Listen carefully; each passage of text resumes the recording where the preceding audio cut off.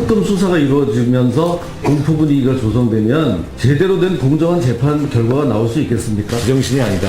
진상을 은폐하기로 방문을 박 대통령 측은 어제부터 불공정 재판 프레임 확산에도 주력했습니다. 현재 탄핵 이동 결정을 피하기 위하여 대통령이 하야 하는 시나리오도 이어질 것 같다는. 예, 앞서 전해드린 대로 임시국회 마지막 본회의 오늘 열립니다. 오늘 본회의에는요, 야사당의 당초 목표대로라면 특검 연장 개정안이 상정돼야 됩니다. 하지만 자유한국당이 워낙 강하게 반대하는 바람에 법사위 통과 못했죠. 유일하게 남은 길은 국회의장이 직권상정하는 겁니다. 그래서요, 오늘 야사당 대표가 국회의장실을 찾아간답니다. 정세균 의장은 이미 밝혔죠. 여야 합의 없으면 나 직권상정 못한다. 이 마음을 바꿀 수 있을까요? 더불어민주당 우상호 원내대표 연결하겠습니다. 우 원내대표님 안녕하세요. 네, 안녕하십니까. 오늘 국회의장실에는 몇 시에 가십니까? 10시 반쯤 약속돼 있습니다. 10시 반쯤.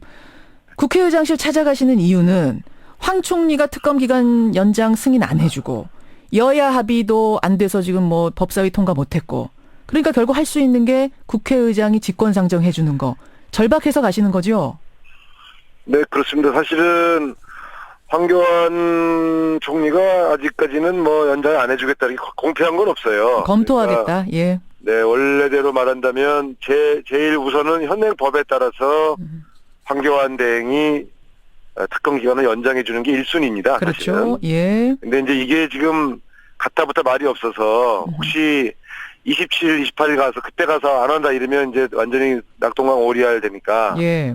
미리 그런 법적인 차원에서 국회가 미리 해놓는 것도 방법이겠다 싶어서 예. 오늘 의장님을 만나뵈러 가는데 사실은 제가 뭐 며칠 전부터 계속 통화는 했습니다만 본인도 하고 싶은데 요건이 안 되는 거를 국회의장이라고 해서 할 수는 없지 않느냐 이렇게 좀 난감해 하시더라고요. 네. 아, 통화를 계속 하고 계시는군요. 나도 하고 계속. 싶지만 요건이 안 된다. 이 말씀은 그러니까 직권상정하려면 이게 국가 비상사태라는 게 돼야 되는데 네. 과연 이 사안이 특검 기간 연장하는 게 국가 비상사태냐? 요거를 정세균 의장이 받아들이기 어렵다. 이 말씀.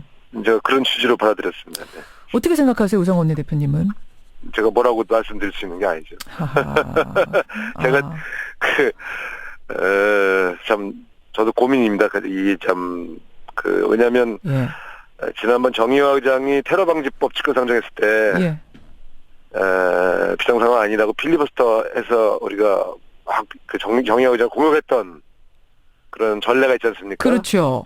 그런 입장에서 지금 이제 정반대의 논리로 정세균 의장님을 공격하기가 굉장히 난처하죠. 아, 제가. 지금 굉장히 솔직하게 말씀해 주셨네요. 네, 우리는 뭐 다 서로 국민이 보고 계시니까. 네. 어제 박지원 대표는 사실은 이거 국가 비상사태로 보고 직권상정해 주셔야 된다라고 주장하셨는데 네, 오늘 10시 반에 올라가서 한번 이런저런 얘기 혹신탄하게 나눠보겠습니다. 그럼 지금 세 가지 방법, 황 총리가 승인해 주는 거, 여야 합의해서 법사위 통과하는 거, 직권상정 세 가지 중에 네. 그나마 제일 기대할 수 있는 건 뭡니까?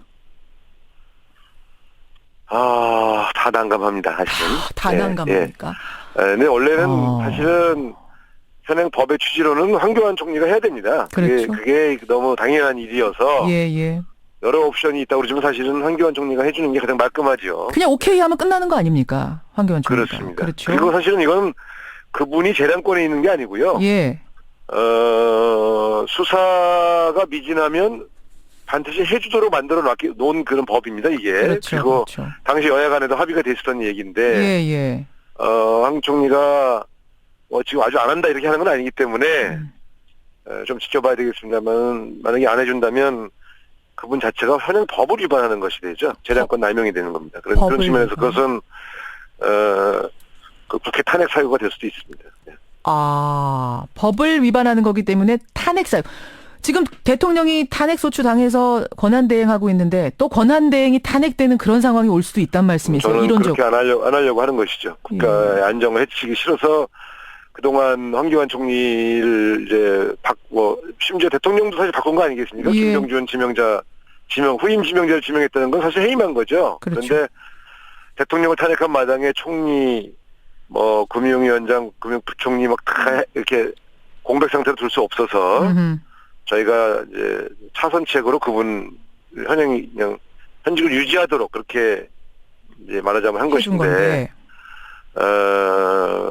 그것을 이용해서 이제 말하자면 재량권을 남용한다 그러면 상당히 심각한 상황이 되는 것이죠. 알겠습니다. 탄핵 소추까지도 물을 수 있는, 탄핵까지도 할 수 있는 정도의 사안이라고 황교안 총리가 무겁게 받아들여 주시라, 이 말씀을 지금 하셨어요. 그런 취지입니다. 네. 우상호 원내대표님, 지금 국회 선진화법에 대한 회의론이 좀 다시 나오더라고요. 왜냐하면 지금 94명밖에 안 되는 자유한국당 때문에 특검 연장하는 물론이고 18세 선거 연령 하향 조정하는 문제도 안 되고 있고 검찰 개혁 문제도 다 발목이 잡혀 있다. 이번 기회에 국회 선진화법 다시 한번 생각해보자는 주장, 이거 어떻게 생각하세요? 저는 사실은 그 선진화법은 원래 국회 소수파 보호법이거든요. 그렇죠. 몸싸움을 방지하면서 대신 다수파가 무조건 다수 결론만 밀어붙이지 않도록 그렇게 만든 법인데 예. 이게 사당 체제가 되니까요. 예. 소수파 보호법이 아니라 소수파들이 연합을 해서 아무것도 못하게 만드는 이제 국회 완전히 국회가 마비되는 법이 됐어요. 그래서 저는 부분적인 개정은 좀 필요하지 않나 이렇게 생각을 하는데 선진화법 개정조차도 사당 합의를 해야 됩니다. 선진화법을 개정하려고 해도 여야 합의가 돼야 되는 상황. 그렇습니다. 그렇죠. 그러니까 그것도 아마 합의가 안 될 겁니다. 근데 사실은 이제 국회 선진화법 폐지나 개정 얘기 자주 나왔지만 그때마다 소수당이 다수당 됐다고 입장 바꾸면 안 된다, 이런 비난이 있었거든요. 그거 감수하고라도 바꾸셔야 된다고 생각해요? 저는 이게 이제 다수결로 보면 무조건 밀어붙이겠다 이런 취지가 아니고요. 예.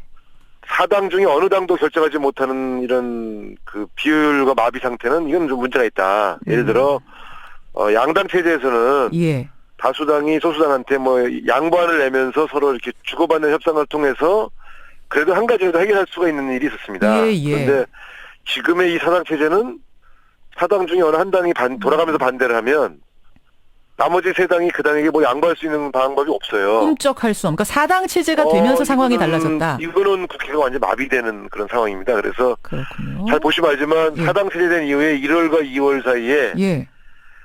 쟁점 법안 중에 해결한 게 하나도 없습니다. 하나도 없습니다. 네, 근데 이게 왜 의지가 없냐, 왜 못하냐 이게 아니고요. 예. 협상은 벌써 한 20번 했습니다. 그런데 한 발짝도 나가지 못하는 구조입니다. 그래서 저는 다음에 예. 어느 당이 대통령이 돼도 예. 이런 국회 체제로는 아무것도 못한다. 이게 지금 제가 생각하는 가장 위험한 구조입니다. 네. 그럼 지금 국회 선진화법 바꾸는, 개정하는 문제에 대해서는 자유한국당 빼고 나머지는 다 동의하고 있는 건가요? 다 그렇지도 않습니다. 또 그건 아니고. 이게 지금 알겠습니다. 정말 이 사당 시스템은 재앙이다, 재앙. 예. 논의는 어떤 형태로 연정을 하지 않고서는 예. 밖에서 보시는 것보다 더 심각합니다. 이 국회 사당 체제는. 재앙이란 표현까지. 어떤 분이 다당제를 하자고 그랬는지 정말 지금도 이해가 안 갑니다. 그죠. 그 정도로. 정말 이거는 국회가 아주 마비 상태입니다. 재앙입니다, 재앙. 예. 재앙이란 표현까지. 알겠습니다. 논의 테이블에 반드시 올려야 된다는 우상호 원내대표의 강한 입장 확인을 했고요. 하야 얘기 좀 해보죠. 지금 바른정당하고 자유한국당, 그러니까 범여권에서는 박근혜 대통령이 자진하야 하는 게 옳다. 탄핵 심판 결론 나기 전에 자진하야 하는 게 옳다. 왜냐하면 이런 식으로 탄핵 심판이 나고 나면 반대 세력이든 찬성 세력이든 한쪽은 굉장히 분노하게 될 거고 국민적인 갈등, 국론 분열, 후폭풍이 어마어마할 거다. 어떻게 생각하십니까? 그게 원래 더불어민주당의 입장이었습니다. 무슨 말씀이세요? 작년 10월달, 11월달에 아주 초반에 일관되게 저희 더불어민주당이 주장한 게 탄핵까지 가지 말고 대통령이 하야하든가 이선 후퇴하라. 그래서 그렇게 결정을 해주면 국회에서 총리를 추천해주겠다 이렇게 했던 거 아닙니까? 예. 근데 대통령이 거부한 거 아닙니까? 그렇죠. 근데 뭐 이제 곧 탄핵 결정이 내려질 판에 이제 와서 갑자기 그런 해묵은 얘기를 꺼내는 저희를 제가 잘 모르겠습니다. 저희가 뭘까요? 물론 그분들은 엄청난 국론 분열과 국민 갈등을 해소하고자 한 마음이 있겠지만 예. 그러면 그런 걸 공개적으로 해야 할 게 아니라 대통령을 설득하든가 예? 그렇게 해서 그 갈등을 최소화하기 위한 방법으로 가져왔다면 몰라도 지금은 이제 대통령이 아무 생각이 없는데 지금 와서 그런 얘기를 꺼내는 건 오히려 그것이 더 혼란을 가중시키지 않겠습니까? 특히 박근혜 대통령이 자연인으로 들어갔을 때에 사법 처리를 막을 생각으로 제안하는 거라면 예. 저는 그건 정말 택도 없는 소리다 이렇게 합니다. 택도 없는 소리다. 알겠습니다. 더불어민주당 우상호 원내대표. 당 얘기 좀 해보죠. 지금 민주당 경선 선거인단 모집 성황리에 되고 있죠. 네, 어제부로 70만 명을 넘었습니다. 70만 명. 문재인 후보 독주에 안희정 후보가 추격을 하면서 뭐 흥행이 이렇게 일어나고 있다는 얘기인데 전에 우상호 원내대표가 그러셨어요. 안희정 지사 지지율이 20% 돌파하면 경선 결과 알 수 없다. 네. 그 분석은 지금도 유효합니까? 그렇습니다. 이제 이 20%대 지지율이라는 게 사실상 일종의 마의 벽 같은 거거든요. 예. 그러니까 저는 우리 문재인 후보께서 30% 중반대까지 확 치고 올라가시는 것도 경이롭고요. 예. 또 안희정 후보가 20%를 넘어서서 안정적으로 20% 돌파하고 있는 것도 굉장히 저는 놀랐습니다. 이런 경우가 거의 없었거든요. 그래서 그렇죠. 저는 이번 대선이 굉장히 경선부터 불이 붙겠다 이런 느낌을 가지고 있습니다. 불이 붙겠다. 안 지사가 최근에 여러 조사에서 20% 넘어섰거든요. 그럼 결과 모르는 네. 거네요, 지금? 저는 모른다고 봅니다. 모른다고 보세요. 네. 근데 최근에 안 지사가 박 대통령도 선한 의지로 좋은 정치하려다가 이렇게 된 거다. 이른바 선한 네. 의지 발언했다 큰 논란됐는데 이거 좀 타격받지 네. 않겠습니까? 예, 부분적인 타격이 있을 겁니다. 예. 그 선한 의지 발언은 어떻게 그러니까 해석하세요? 얼른 사과했잖아요. 얼른 사과했죠. 예, 사과는 네. 했지요. 예. 사과했다는 거는 실수했구나라고 인정한 거죠. 네. 실수라고 제가 볼 때는 보십니까? 뭐 명백히 실수죠. 명백한 실수. 아니 근데 여당과의 대연정 발언도 그렇고 박 대통령에 대한 네. 선한 의지 발언도 그렇고 이거는 당내 경선에서 집토끼들 비판 소리가 굉장히 큽니다. 경선에서 불리한 거 아닙니까? 이 발언들 왜 계속 하시는 걸까요? 본인이 선택해서 가는 거를 제가 뭐라고 하겠습니까? 다 경선 전략 아니겠습니까? 그러니까 우리는 불리하다고 볼 수도 있지만 예. 본인은 뭐 그렇게 해도 무방하다 하고 가는 거겠죠. 네. 그럼 이거 전략적으로 다 하시는 거예요? 다 계산해서? 왜 저한테 물어보세요? 그러게요. 제가 얘기하다 보니까 이상하네요.